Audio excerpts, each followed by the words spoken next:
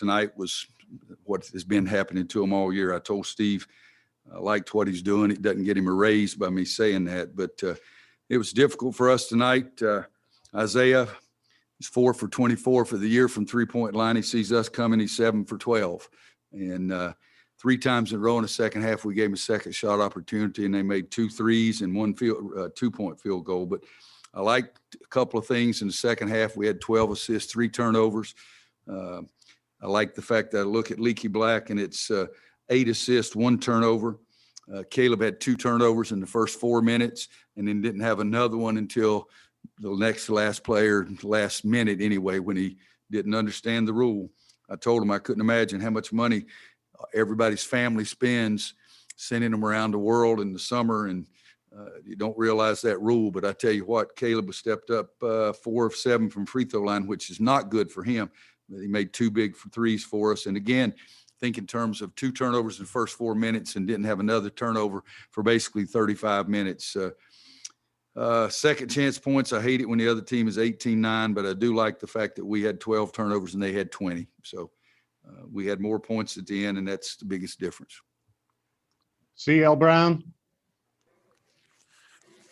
Roy, do you feel like you can see Caleb kind of the light switch going on for him in terms of offensively, how he's performing, and has that carried over in turn to defense? He had a couple of blocks and a steal in that first half. Yeah, defensively, I think he could be one of the best defensive guards I've ever coached. Play in his position. He has strength. He has speed. He has jumping ability. He has great feet. Most of the time when you get a freshman, it doesn't mean that much to him, but it's meaning more and more to Caleb all the time. I do. You know, you look and you say 3 assists, 3 turnovers. You want it to be better than that, but 2 of those, as I said, came really early. And but I like the fact that he took some jump shots with confidence. 7 for 12 tonight is by far, I think, the best game he's had from the floor. I do think he's getting better. I told him yesterday or the day before we had a little meeting, and I told him that I think he's getting better a little bit each and every day, and we just got to keep getting him some opportunities.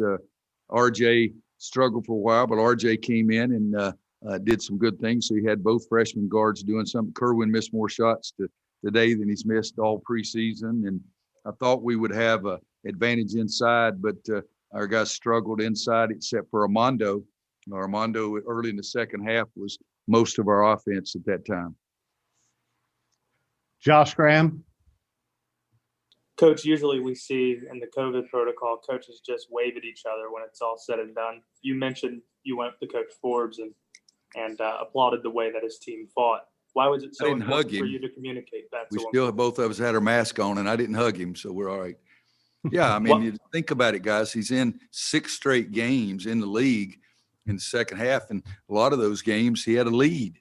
And I don't know what, they had the lead on us starting the second half and still had it a couple minutes in. But I just think he's doing a really good job in a very difficult situation. Brendan. Okay, thank you. That's better. Hey, Roy, just to go back to Caleb, you've mentioned how at points in this season, he's been so concerned with his shot going in that some of the other parts of his game suffer or struggle. Have you noticed that he's getting away from that mindset a little bit as he does pick up on some of these defensive teachings and improves on that end of the floor? You know, guys, he's a freshman. Who knows what freshmen are thinking all the time, but I know that he's coming to practice every day and he's trying hard. He's getting a lot of shots up, and in the shots, when we do the shooting drills, Kerwin usually beats him, and the second guy on our team is either Andrew or Caleb. And so he's been shooting it well in practice, and he's been really working at it. I mean, you saw after one of our games, he was still here at midnight working on a shot. So he's working at it, and just a tremendous young man. But I'll give you guys a lesson. You can dribble the ball.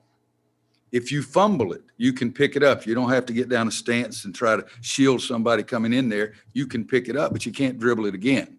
And so that's something that that hurt his feelings there at the end. But still, you look at that line, 7 for 12, 2 for 3. He's usually one of our best free throw shooters also by far.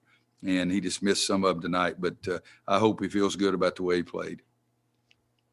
Ross Martin. Hey, Roy, you mentioned Baycott, 18 points, 14 in the second half. What'd you like from what he did? And do you think you're getting your post guys enough touches, or are y'all getting enough touches you would like down low? No, I'd like them to get the ball every single time, because then they're going to get fouls. And at the end of the game, I mean, guys, think about this. This is not the half. At half, Wake Forest post players had 0 fouls. That's not good for us. At the end of the game, 33 got his 4th foul, and we've won a lot of big games, national championship type games with the other team's guys, players in foul trouble. So if you throw it into the post guy every time, they throw it back out. Those shots are usually more open, but you got a better chance to get fouled. And if you can play at the end of the game with the other team's best players, you go back to even Stanford. Their leading scorer stayed on the bench most of the game. And so that's a part of our philosophy. And I don't think that our post guys posted up strong enough or low enough. We got to get Armando to quit grabbing and pushing, because he had 2 turnovers just pushing somebody. And you can't do those kind of things. Just play basketball. Okay, we got time for a couple of more here. Andrew and then Adam. Andrew Jones. Coach, the team didn't come out of the tunnel until about 50 seconds or so were left on the clock at halftime. What did you like the energy early in the second half? Was it a stark difference from the first half? And what part of their game was a lot better as a result of whatever it was you told them at halftime? Well, what we did is we got together in a circle and held hands and sang Kumbaya. That's what we did at halftime. But, Andrew, it's the biggest thing is you shoot 55% in the second half, because you get better shots. Caleb took one running, one-hander, leg up, looked like an old man shooting the ball on the left side, and one other bad one. But other than that, most of our shots were very good shots in the second half. We had a lot of things to talk about at halftime.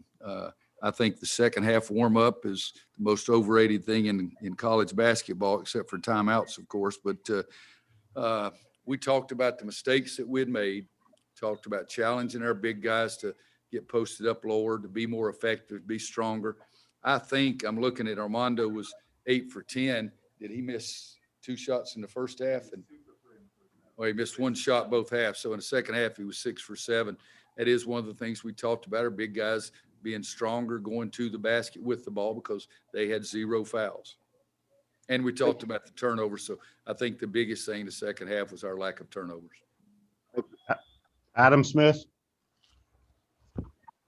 Roy, I know Musius and Williamson had huge nights offensively for them, but did you like your defensive energy in the second half? It seemed like it was kind of picked up a little bit with your trapping and some of your pressing, and you're creating steals and things like that. It seemed like that was maybe a one of the keys to the second half, the defense. Yeah, I think so. You look down in points off turnovers, we had 24 and they had 15. So that was beneficial for us. It's Williamson is hard to handle. And so in the second half, we tried to double him a couple of possessions early. Then we tried to switch. And, we have some guys that can get down and slide their feet, even our big guys. And I felt like that he was really, really good. Again, the guy that really killed us was Isaiah. And during warm-ups, the ball bounced over to me, and I got it and I gave it to him. And that was the first assist of the night, because he made the shot after I gave it to him as well. But he just killed us. 7 for 12 after going 4 for 24. But my thing is, if a guy makes one, you can say, okay, but if he makes the second one, you got to get way out there and guard him. And other than their second chance points, I thought our defense was better by far in the second half, other than their second chance points.